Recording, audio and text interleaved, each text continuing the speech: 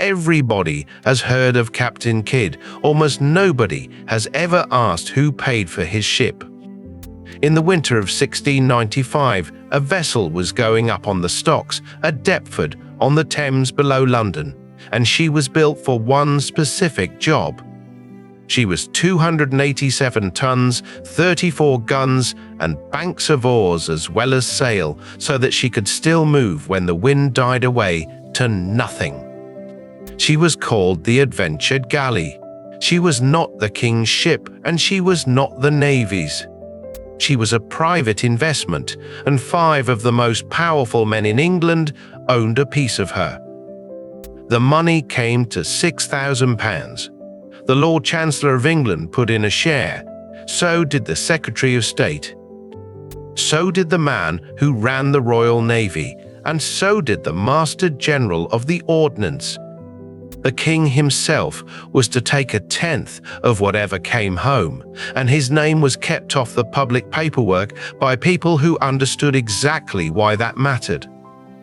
The ship's captain, a New York merchant master called William Kidd, was required to find 1/5 of the capital himself, and he had to mortgage his own vessel to do it.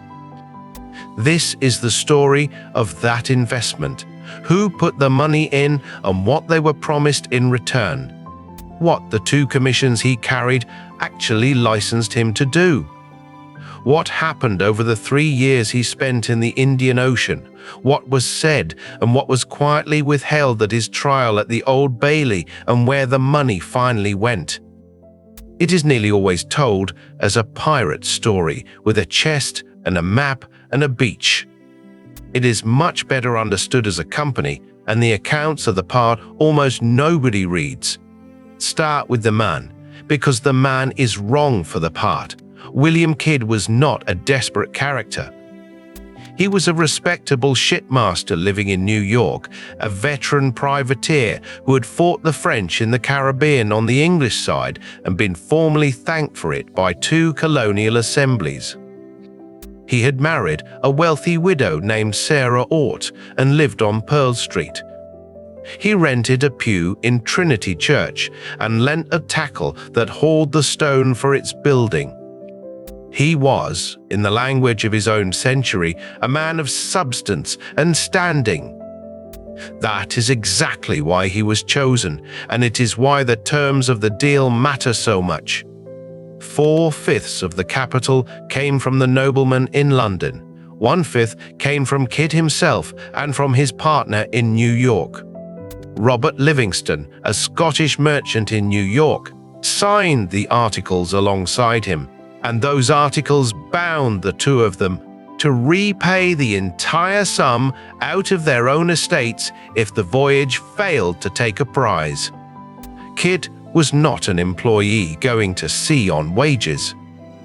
He was the junior partner in a leveraged venture, carrying the downside with a bond over his head before the ship had left the river. So here is the question this whole story comes down to, and I would put your answer in the comments now before you hear mine. The Lord Chancellor of England held a share in this voyage. The king took 1/10 of the gross for signing it. Kidd carried the debt and the personal liability. 5 years later, Kidd was hanged at Wapping, and every single one of those men kept his office, his estates, and his title. Was that the law finally catching up with a man who turned pirate? Or was it a company writing off a bad investment in the only way that was available to it? See whether you still think the same thing by the end. To understand why 5 noblemen wanted a pirate hunter of their own, you have to go to the other side of the world. By the middle of the 1690s, the water between the Red Sea and the Malabar coast had become the richest and the least policed sea on earth. Pilgrim fleets and treasure ships moved between Surat and Mocha every season, carrying cargoes that had no equivalent in Europe, and a few dozen determined men in one fast ship could take more in an afternoon than a Bristol merchant made in a working lifetime. The men doing it were very largely English. Henry Every, a Devon sailor, took the Ganges Sawai in September 1695. She was the largest ship belonging to the Mughal Emperor Aurangzeb, and she was on her way home from the pilgrimage to Mecca. It was the most valuable single capture in the entire history of piracy, and it was carried out by Englishmen in a ship called the Fancy. Every then disappeared with the proceeds and was never caught, and has never been convincingly traced since. What he left behind him was a diplomatic catastrophe that belonged to somebody else entirely. The emperor's response was immediate, and it was aimed at the nearest English thing to hand. The East India Company's factory at Surat was shut down. Its officers were put in irons and marched through the streets. Trade was suspended, and the company was informed, without much diplomacy about it, that its license to operate anywhere in the empire now depended on the English crown producing the men responsible. The company was at that moment the largest commercial enterprise in England, and the whole of its business rested on the goodwill of a court in Delhi. That is what turned piracy from a nuisance into an accounting problem. Nobody in Whitehall was greatly troubled, in principle, by armed Englishmen robbing shipping on the far side of the world. What troubled them was that every prize taken in the Indian Ocean was charged, sooner or later, against the company's books in London, and the company's shareholders included a very great many people who sat in Parliament, and rather more who lent to the Crown. Piracy had stopped being a crime at sea and become a liability on a balance sheet. The man who saw an opportunity in that was Richard Coote, the Earl of Bellamont, an Anglo-Irish peer newly appointed governor of New York, Massachusetts, and New Hampshire. Bellamont was going out to a colony that everybody in London knew perfectly well was the Pirates' Bank. The ships working the Indian Ocean sold their goods in New York, refitted in New York, and had been protected in New York by a previous governor who took a percentage for the service. Bellamont's brief was to stop all of it. His difficulty was that stopping it cost money the Crown had no intention of spending. So he proposed to do it privately instead. One well-armed ship, funded by subscription, sent out under royal commission to take pirates, with the investors repaid out of whatever she captured. There was nothing novel about the structure. It was the same joint stock speculation that financed a voyage to Virginia, or a share in a slaving venture, or a fishing fleet, simply applied to law enforcement. The state supplied the authority and the paperwork.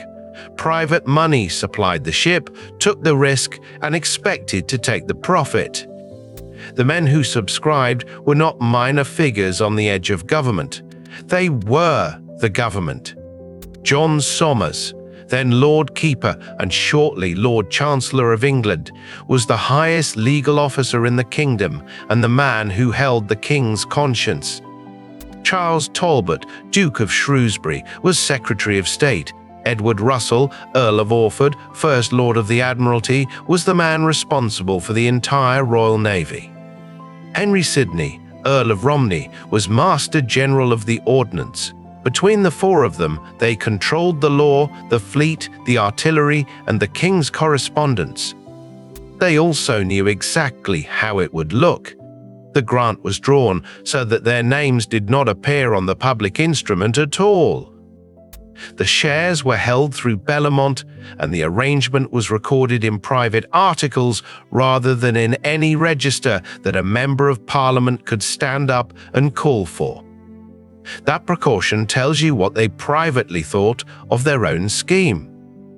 Men who genuinely believe a thing is unremarkable do not take elaborate trouble to keep their names off the front of it. Kidd therefore sailed with two pieces of paper. The first was an ordinary privateering commission against French shipping, issued in wartime and entirely unremarkable. The second was a commission under the Great Seal, and it did something that commissions of that kind almost never did. It named the targets. Thomas Tew, John Ireland, Thomas Wake, William Mays. 4 men, listed by name, and all others being pirates, which is the phrase that made the rest of the ocean fair game if he could reach it. Naming them was the whole point, and it is the detail that gives the venture away. A general commission to suppress piracy is a public duty and reads like one. A commission listing 4 specific men, 3 of whom were known in London to be carrying the richest cargoes then afloat anywhere, is not a public duty. It is a portfolio. The investors were not funding a police force with a roving brief. They were funding a targeted fund with named holdings, and a return was to be extracted from the holdings. Then there were the terms for the crew, and these are the terms that decided everything that followed. Kidd's men signed on no purchase, no pay. If the voyage took nothing, the crew were paid nothing whatsoever, not reduced wages, not a retainer, not a penny. The men who worked the ship were to divide a quarter of whatever was captured between them. The owners in London took the remainder, and until something was captured, every man aboard was working for a share in a thing that did not yet exist and might never exist at all. Think for a moment about what that structure does over a long voyage. On a Navy ship, a fruitless year is a boring year, and the wages accrue regardless of whether anything is sighted. On the Adventure Galley, a fruitless year is a year in which 150 armed men have earned precisely nothing, are several thousand miles from any court that could hear their complaint, and are looking at a captain who is the only person aboard contractually obliged to bring something home. The mutiny was not a failure of discipline. It was written into the articles before the ship left the Thames. She cleared the river in the last days of February 1696, and the venture began to come apart almost at once in a way nobody had budgeted for. Going down past Greenwich, Kidd failed to salute a Royal Navy yacht as he passed her. The yacht's crew jeered at him for it. Kidd's men, who had their own opinions about the Navy, made a gesture in reply that the watching officers took extremely badly, and the Navy then did what the Navy always did in such circumstances. It sent a press gang aboard and took his crew. Here was a ship sailing under a commission sealed with the Great Seal, backed personally by the First Lord of the Admiralty, and it did not protect a single one of Kidd's men from the Admiralty's own press. He got most of them back after a delay and a written appeal, but he did not get all of them, and by the time he reached New York that summer, he was short-handed.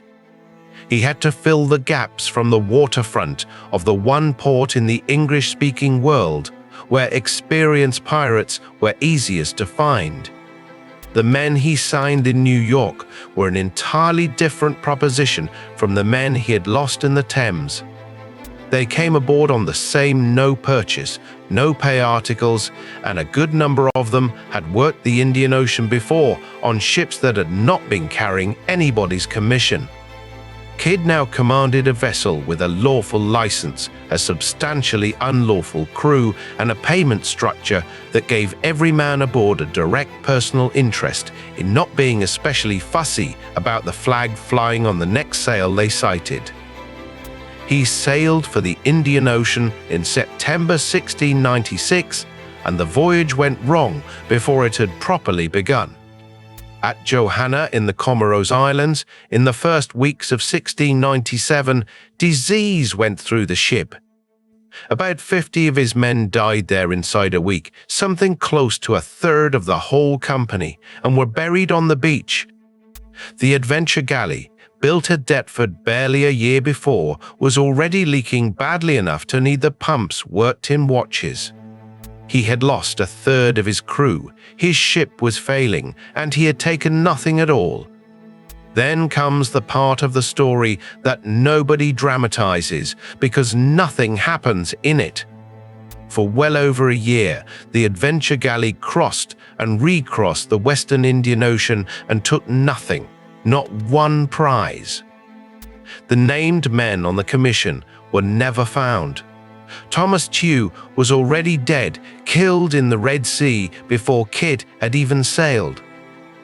The pilgrim fleets were escorted by warships, and every week that passed, 100-odd armed men who had signed for a share of nothing came a little closer to the conclusion that the articles had made inevitable from the start. In August 1697, he did the thing that decided how he would be remembered, and he did it before he had done anything wrong. He fell in with the Mocha fleet, the annual convoy of merchantmen coming down from the Red Sea, and he shattered it for days. The convoy's escort was an East India Company ship, and her commander drove him off with gunfire and wrote him down in his journal as a pirate on the spot.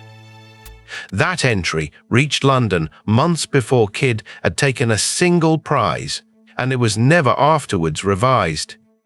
This is worth sitting with because it is the mechanism by which the whole thing worked. The company had every reason on earth to want a named English pirate, and to want one quickly. Its factories were shut, its officers had been in irons, and Delhi was asking for a body. A captain who had shadowed a pilgrim convoy in a ship funded privately by ministers under a commission the company had never once been consulted about was very nearly the ideal candidate. Kidd's reputation in London was fixed before the evidence for it existed, by people who badly needed it fixed. 2 months later, off the Malabar coast, there came the incident that would eventually hang him. His gunner, William Moore, wanted to take a Dutch ship that had come in sight. Kidd refused on the grounds that a Dutch vessel was neutral and taking her would destroy the commission and everything built on it. The two men quarreled on deck in front of the crew. Kidd struck him with an iron-bound bucket and Moore died the following day. Kidd's own account never denied the blow. He said the man was mutinous and that he was quieting the ship. That single moment is why the trial was, in the end, straightforward. Everything else Kidd did in the Indian Ocean was arguable, technical, and dependent on documents and on the law of prize, which almost nobody in a jury box understood. The death of William Moore was none of those things. It happened in front of dozens of witnesses.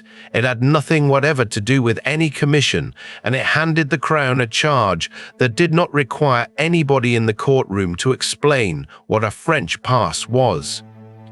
When they came to try him, they tried him for more first.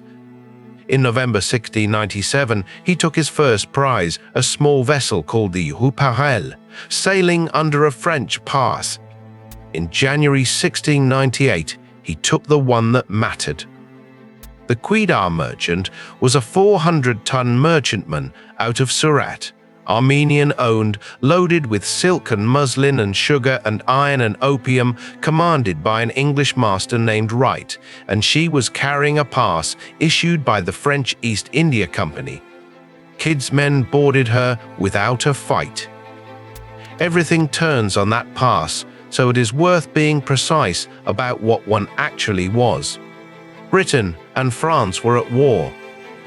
A French pass was a safe conduct issued by French authority, and a ship carrying one was sailing, in law, as French property under French protection, whatever her owners happened to be. Kidd's first commission entitled him to take French shipping. A ship with a French pass aboard her was French shipping, whoever owned her and whoever was standing on her quarterdeck.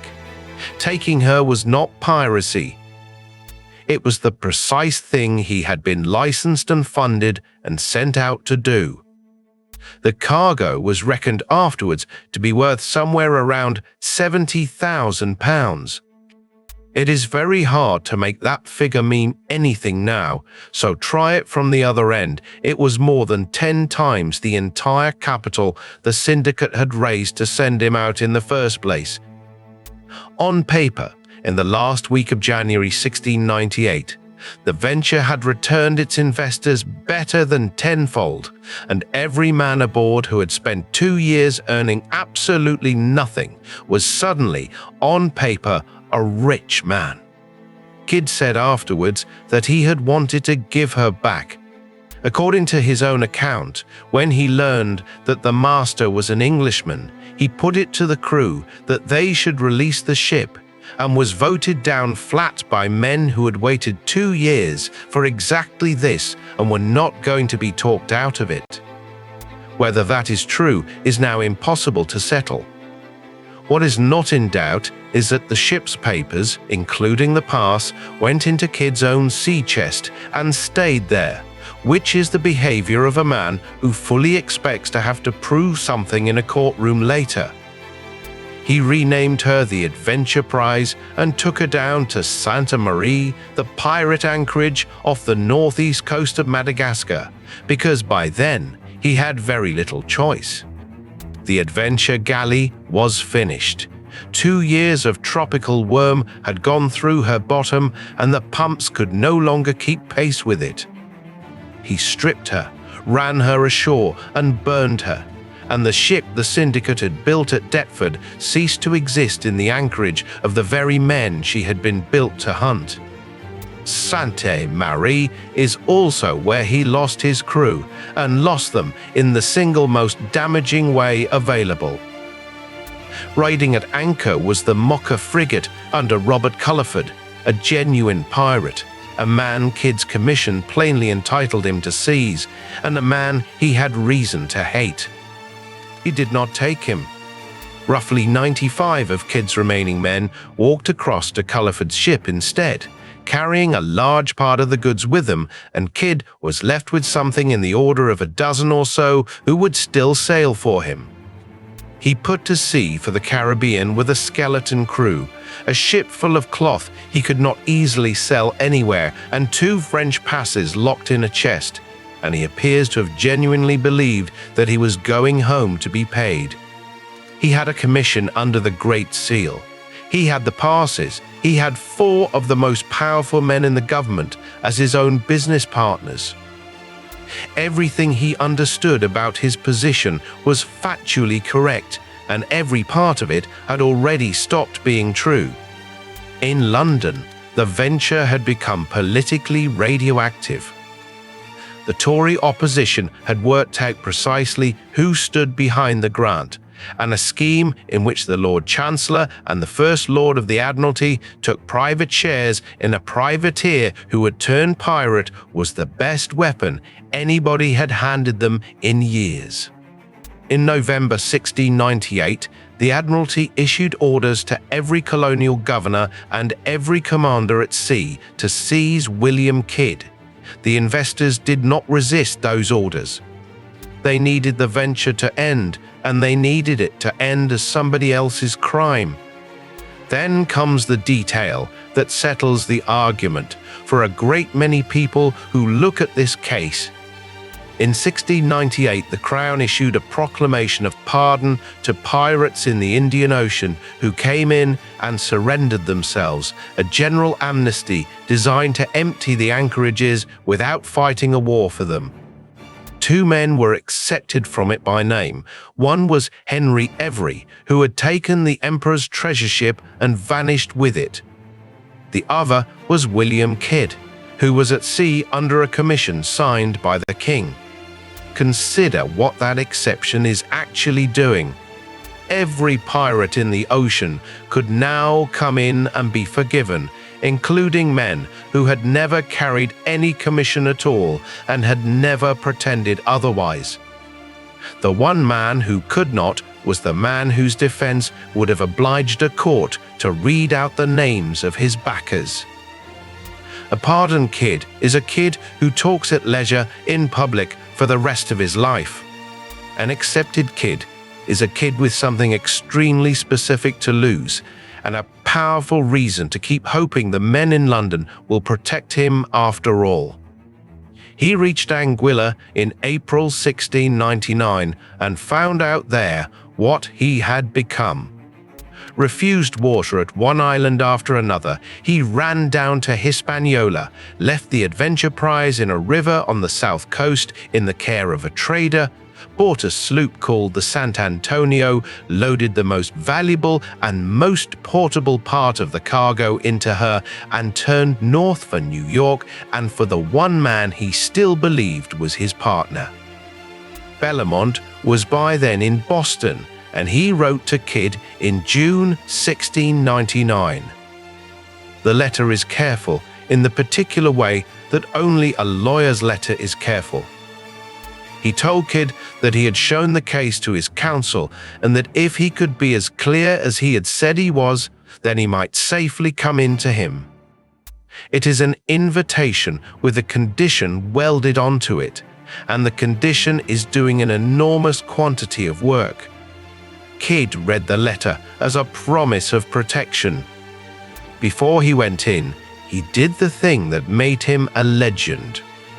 Off the eastern end of Long Island, he stopped at Gardiner's Island, a private manor held by one family for 2 generations, and asked John Gardiner to keep some chests for him. Gold dust, bar gold, silver, precious stones, and bales of silk went into the ground above the beach. Gardiner gave him a written receipt for every item of it. Kidd wanted a record of what he had left, because in his own mind he was going to a hearing and not to a hiding place. That is the buried treasure, all of it.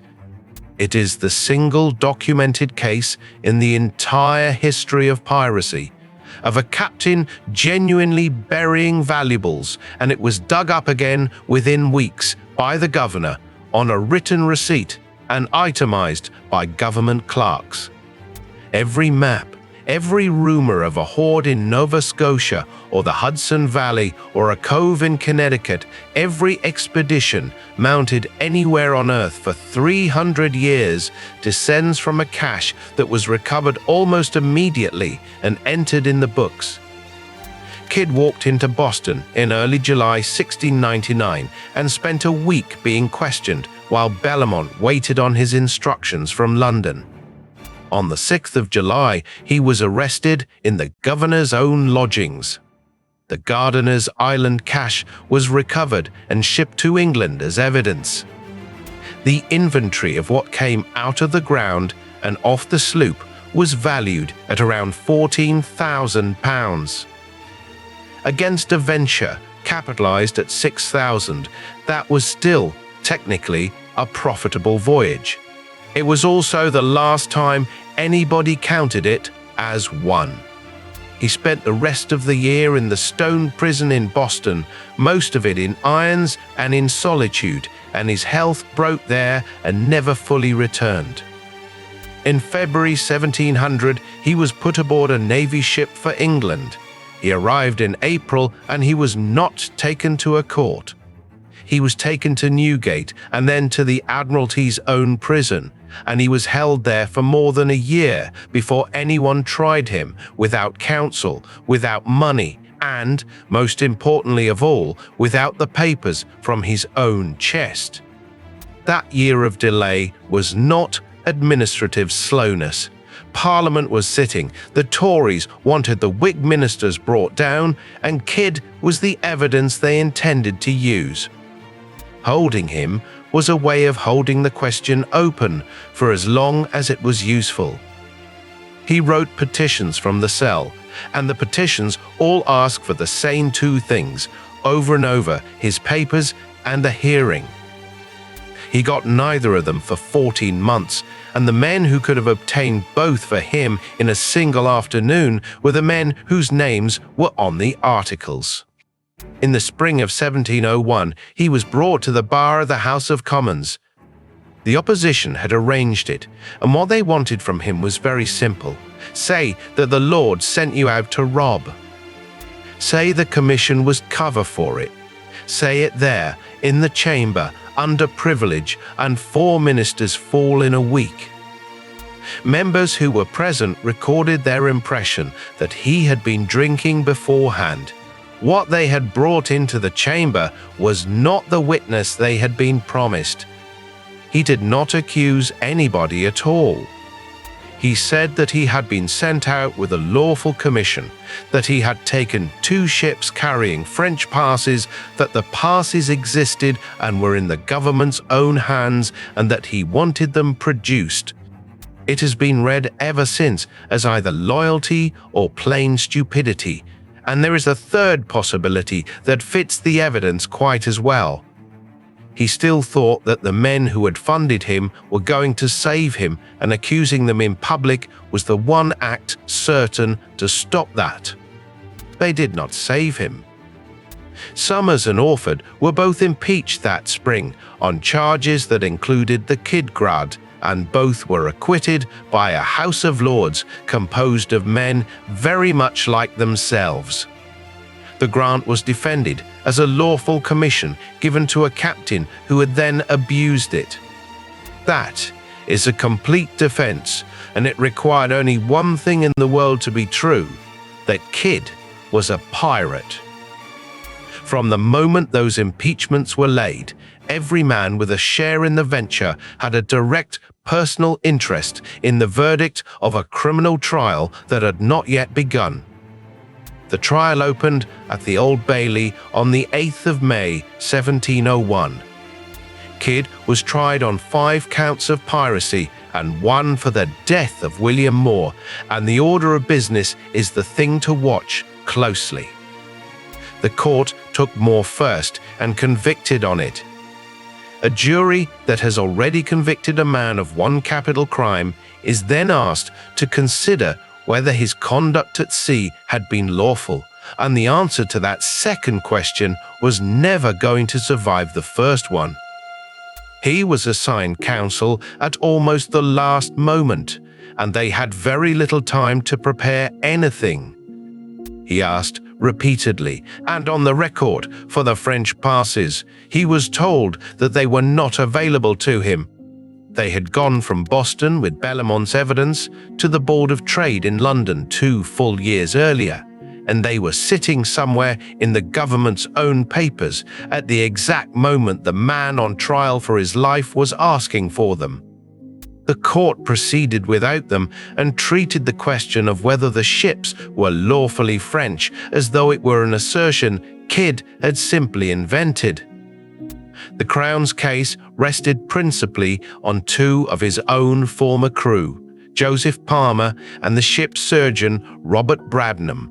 Both men had deserted to Culliford at Santa Maria. Both had subsequently been arrested as pirates themselves. Both were testifying under a promise of pardon, which is to say that each of them had been offered his own life in exchange for an account of Kidd's conduct, and each of them duly delivered one that fitted. The jury took an hour, guilty of the death of William Moore, guilty on all 5 counts of piracy, and sentence of death. And when he was asked whether he had anything to say for himself, Kidd said the line that has followed him for 3 centuries. "My lord, it is a very hard sentence. For my part, I am the innocentest person of them all, only I have been sworn against by perjured persons."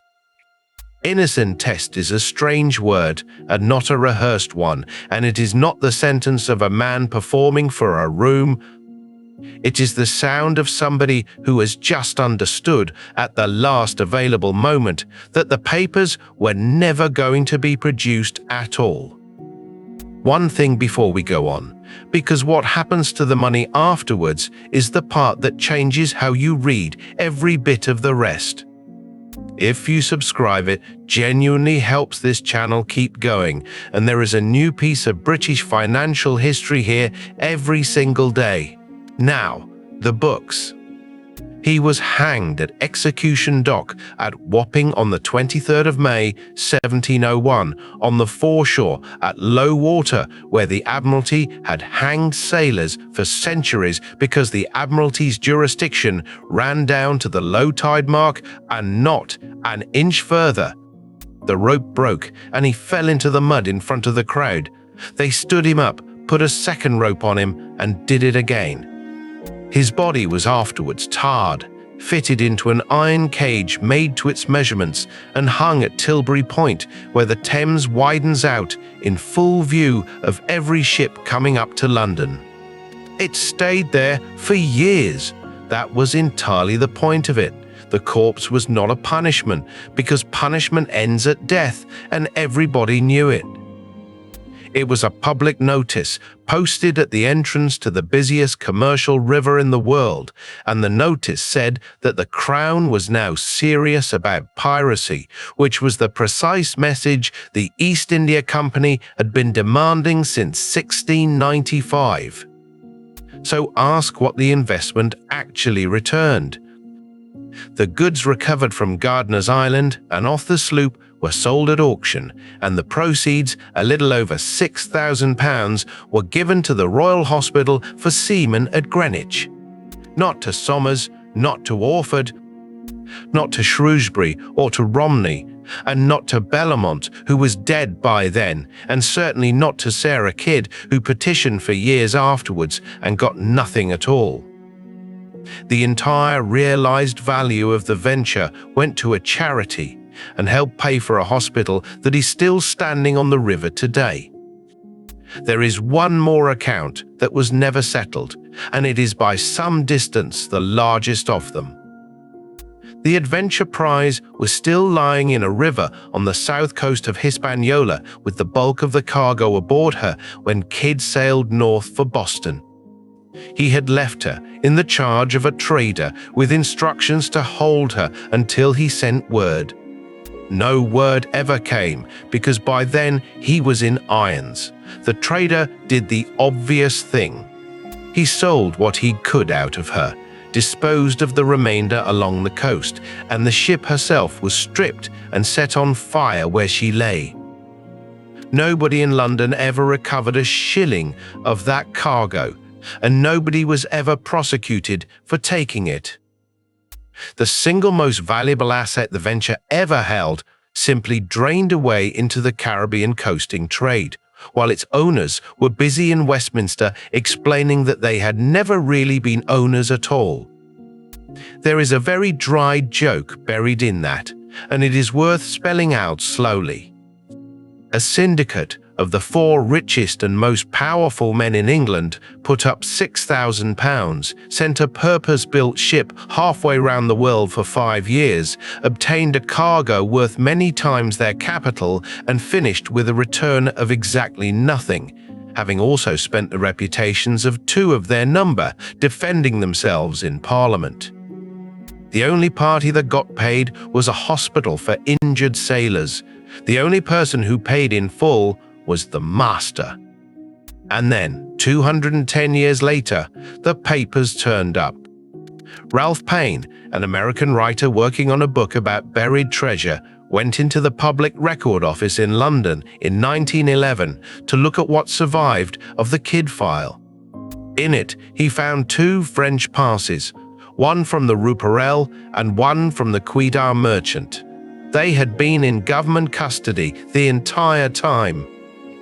They'd been sent over from Boston by Bellamont in 1699, and they had never once left the building. Be careful about what that discovery does and does not establish.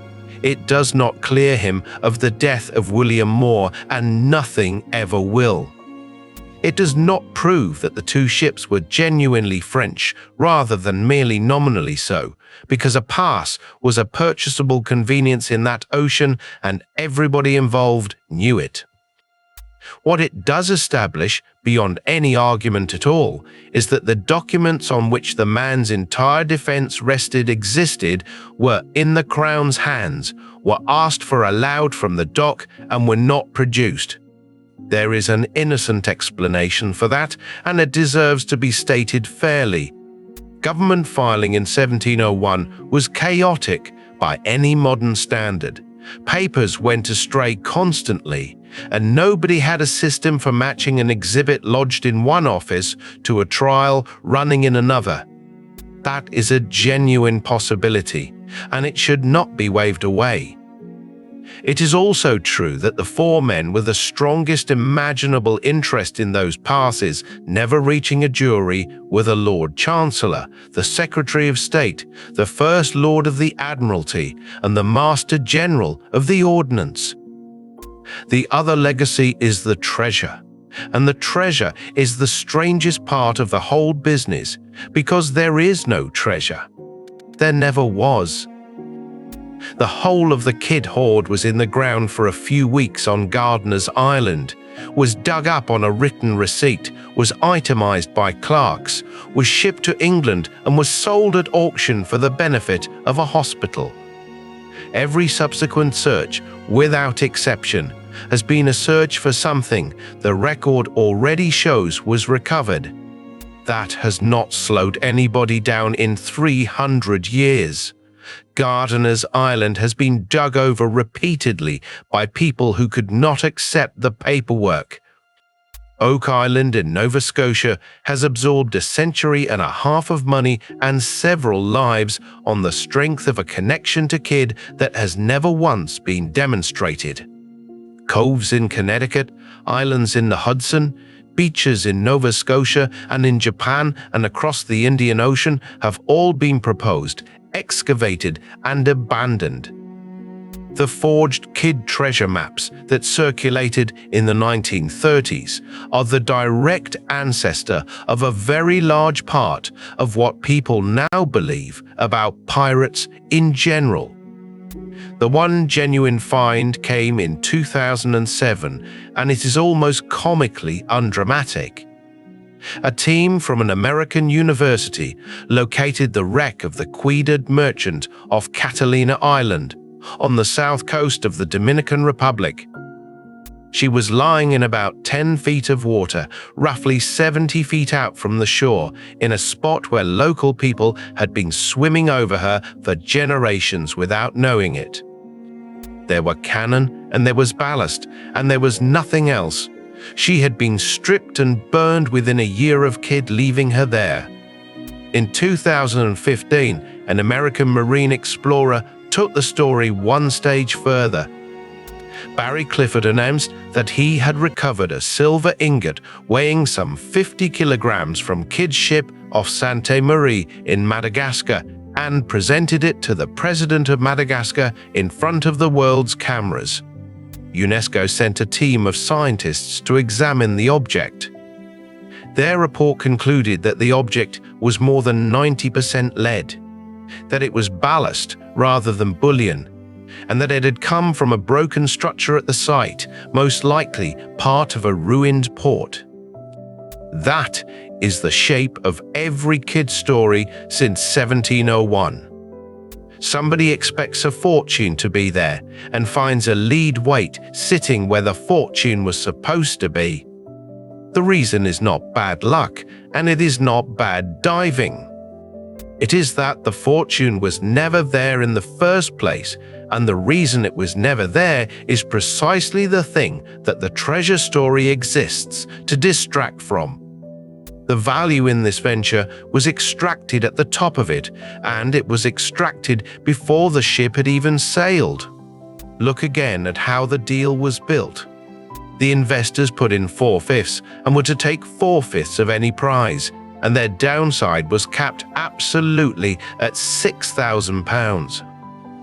The king took 1/10 of the gross simply for signing.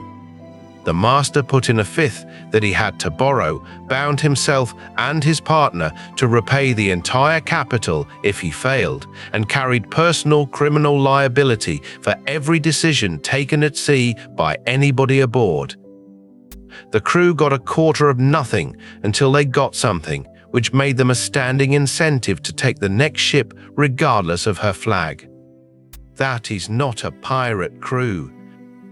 That is a structure in which every participant, except the men who designed it, was rewarded for taking risk and then punished for the outcome, and in which the men who designed it had already made certain that their names were nowhere on the public instrument. When it worked, the return would have flowed quietly to Whitehall.